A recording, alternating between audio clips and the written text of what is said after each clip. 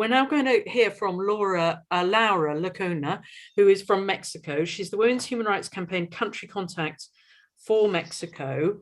And she's going to talk about why feminists need to drop the word gender. So thank you so much for coming, Laura, and I've been looking forward to hearing from you. So over to you. I will talk today about why I think feminists need to drop the word gender. If you are active on social media or don't shy away from uncomfortable conversations at dinner parties, you probably have more than once engaged in an attempt to explain the differences between sex and gender. I can bet that after listening to your patient explanation, almost everybody has claimed to understand the difference. But do they really? It's not rocket science, of course. We have immutable biology on the one hand and social constructions on the other. How could one mix them up? Our reproductive organs versus the roles imposed on us in virtue of them. It's not difficult to grasp, right? But if it is so straightforward, how is it possible that the UN Women Gender Equality Glossary, no less, includes definitions as contradictory as gender is socially constructed and learned through socialization processes, and gender identity refers to a person's innate, deeply felt internal individual experience of gender? Never mind the circular definition. What can be simultaneously innate and learned through socialization? Someone might say language, for example. We are born with the ability to learn a language, but the learning itself is done through socialization. But if UN Women were likening gender to a language, they should explain it, which they don't. I am talking here about the official online tool of the UN Women Training Center, a glossary of what people regard as the international ultimate authority in all things gender. And even they don't seem to get the difference. It's not surprising then that young aspiring feminists who learn about feminism and gender in social media are terribly confused. When I first bumped into the word working with newsletters about the 1995 Beijing World Conference on Women, I didn't quite understand the new hype over it. What did this term possess, which the good old sex roles lacked? Why did we need a new concept? Also, without access to a formal definition, I tried to deduce the meaning from the usage and noticed some inconsistencies, as well as some tendency to use it as if to pepper text with it willy-nilly. Anyway, I didn't give it much thought until almost 25 years later. I got accustomed to the gradual substitution of gender something for feminism and everything pertaining to women's human rights. Typically, trans activists claiming they master the sex-gender distinction talk about gender as something innate and about sex as something socially constructed, and not the other way around, as feminists do. Hence, many women in the so-called gender-critical circles, and even some radical feminists and abolitionists, think we must reappropriate the term for ourselves and keep giving lessons on its correct usage. I don't agree. I am with Sheila Jeffreys when in Unpacking Queer Politics, published in 2003, said, radical lesbian feminists seek to abolish what has been called gender altogether. I am no fan of the word gender and would prefer to abolish it in favor of expressions which refer directly to the political foundation of male domination. Thus, I prefer to describe masculinity as male dominant behavior and femininity as female subordinate behavior. No multiplicity of genders can emerge from this perspective. If only we had listened to her back then. The situation right now in 2021 is the word is used in a variety of senses by the very same people, depending on the context or on the occasion. It may be used as synonym for things so different as personality, patriarchy, sex roles and sex stereotypes, a feminist point of view, a recognition of LGBT people, the relations between the sexes, clothing preferences, the very biological sex we insist on contrasting it with. That is why, for example, 2 days ago, when I said to a journalist, we don't have a gender identity, she translated it in print to, we can't identify as male or female, that is, as masculine or feminine. And that is why when we say we want to abolish gender, some understand we are planning to exterminate people who are trans-identified. Words have a life of their own. Gender is an overloaded polysemic word. If we want clarity, and more than ever, we desperately need clarity, this is not the way. And if we really want the word for ourselves and for our theorizing, maybe it would be a better idea to recognize it is a lost battle, not only with trans activists, but with speakers in general. Also, we must acknowledge the fact that the situation we are in regarding the clash between the rights of women and the rights of men who claim a female gender identity owes an awful lot to this conceptual mess. A key move of the transsexual empire was the invention of the transgender person who replaced the old-fashioned transsexual. And the appeal of transgenderism to some people very much depends on this kind of terminological confusions. If instead of gender identity, we talked about sex role identity, as Sheila Jeffreys has suggested, the concept would be easier to grasp and much more difficult to accept. Feminists who want gender back surely must think it is a term coined by feminists. Clearly, they haven't read Gender Hurts by Jeffreys, who remembers in the introduction. The term gender itself is problematic. It was first used in the sense that was not simply about grammar by sexologists who were involved in normalizing intersex infants. They used the term to mean the behavioral characteristics they considered most appropriate for persons of one or other biological sex. Their purpose was not progressive. These were conservative men who believed that there should be clear differences between the sexes and sought to create distinct sex categories through their projects of social engineering. Unfortunately, the term was adopted by some feminist theorists in the 1970s. Before the term gender was adopted, the term more usually used to describe the socially constructed characteristics was sex roles. The word role connotes a social construction and was not susceptible to the degeneration that has afflicted the term gender and enabled it to be wielded so effectively by transgender activists. End of quote.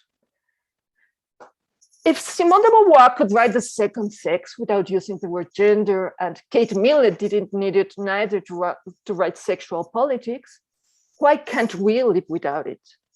Millett uses instead as a leitmotif throughout her book the trio of concepts role, status, and temperament, which make explicit the main components of sex roles and the power relations they enforce. Even the Convention on the Elimination of All Forms of Discrimination Against Women, CEDAW from 1981, doesn't include the word gender at all. In The Creation of Patriarchy, published in 1986, Gerda Lerner says, gender is a cultural definition of behavior defined as appropriate to the sexes in a given society at a given time. Gender is a set of cultural roles. It is a costume, a mask, a straitjacket in which men and women dance their unequal dance. Unfortunately, the term is used both in academic discourse and in the media as interchangeable with sex. In fact, its widespread public use probably is due to its sounding a bit more refined than the plain word sex, with its nasty connotations. Such usage is unfortunate because it hides and mystifies the difference between the biological given, sex, and the culturally created, gender.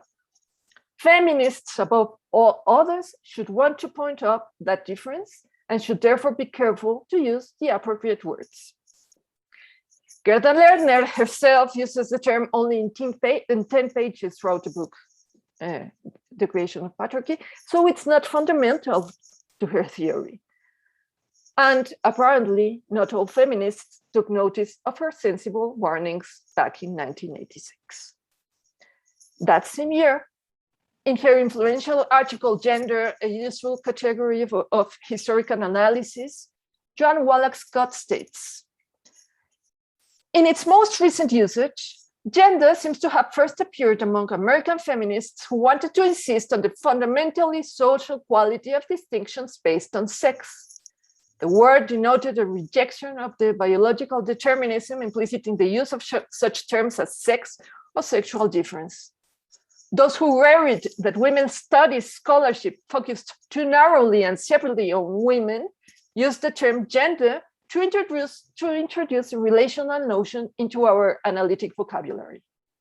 According to this view, women and men were defined in terms of one another, and no understanding of either could be achieved by entirely separate study. In its simplest recent usage, gender is a synonym for women. Any number of books and articles whose subject is women's history have in the past few years substituted gender for women in their titles. In some cases, this usage is actually about the political acceptability of the field.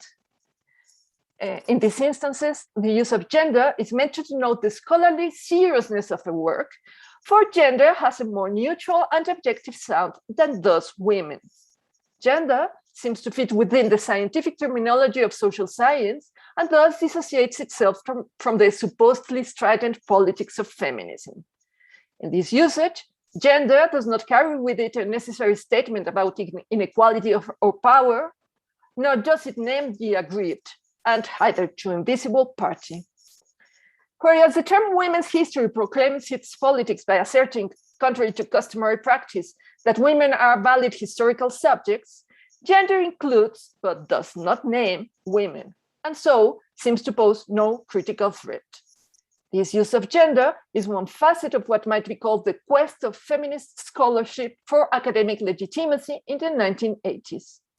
Gender seems to have become a particularly useful word as studies of sex and sexuality have proliferated, for it offers a way of differentiating sexual practice from the social roles assigned to women and men.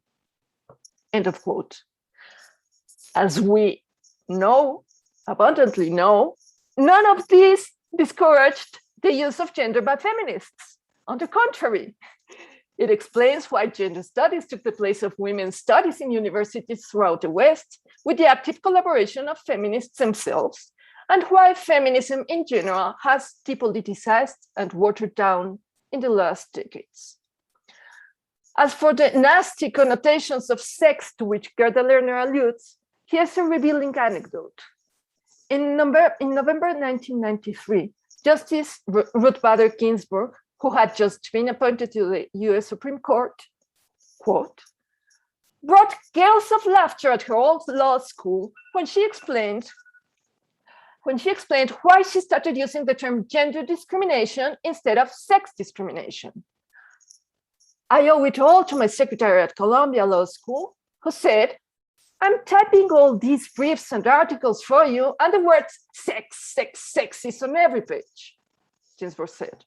Don't you know that those 9 men on the Supreme Court, they hear that word and their first association is not the way you want them to be thinking?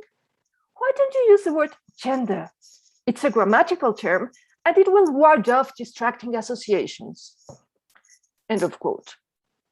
I don't have an exact date, but I gather this was in the early 1980s. You see, even women who fought for the rights of women use the word as an euphemism. In conclusion, the word gender within feminism has been equivocal from the start and not always inadvertently. We don't have to cling on to a term that has perhaps done more harm than good. We can perfectly do without it. And here are some ideas to abolish the word gender from our own analysis. Instead of gender as a system, we can use patriarchy, or this term Sheila Jeffreys just used, male supremacist society. Instead of gender perspective, feminist perspective. Instead of gender roles, sex roles. Gender stereotypes, sex stereotypes. Gender as behavior, masculinity and femininity, or as Jeffreys prefers, male dominant behavior and female subordinate behavior. gender violence, male violence, or violence against women, or sex-based violence, gender discrimination, sex-based discrimination, gender diversity, the fact that not everybody is heterosexual, gender equality, equality between men and women or between the sexes, gender non-conforming person, someone who doesn't fit in sex stereotypes or doesn't perform sex roles, gender identity, depending on what we want to underline, it may be soul, personality, or sexual stereotype identity. So if we want clarity and dissociating with liberal feminism and transgenderism in the bargain, I invite you to consider stop using the word gender. Thank you very much.